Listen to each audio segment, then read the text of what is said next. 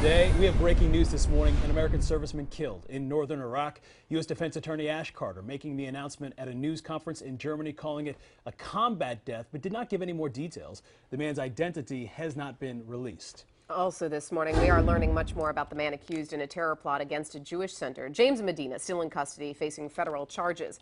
And new overnight, we learned much more about the takedown outside the Aventura synagogue he allegedly wanted to bomb. We do have Local 10 News reporter Erica Rako back there live this morning with much more. Erica.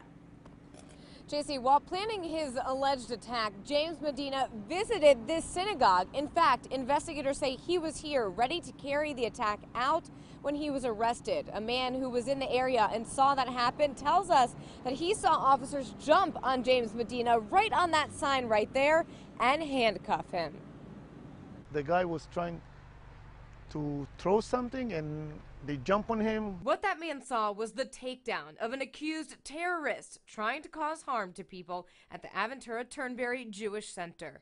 Thank God nothing happened. Thank God nothing happened. I mean, there was nothing. It's just, I mean, people going for Friday night. I mean, you cannot be more busy than that. During his first court appearance yesterday, James Medina told the judge, "I have a few words of my own," and that his last name is now Mohammed.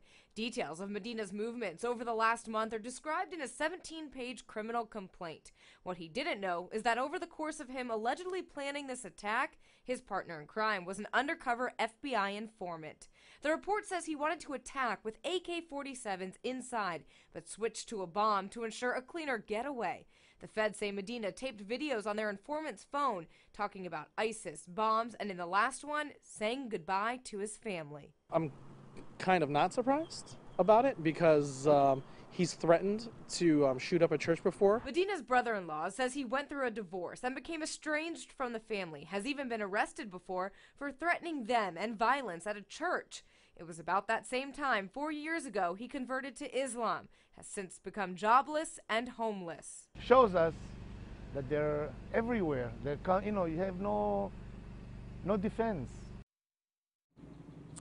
And at no point was there ever a live explosive here in the area. His family tells us they just hope he gets the help that he needs now. He is now charged with the federal crime of attempted use of a weapon of mass destruction. We're live in Aventura this morning. Erica Rako, Local 10 News.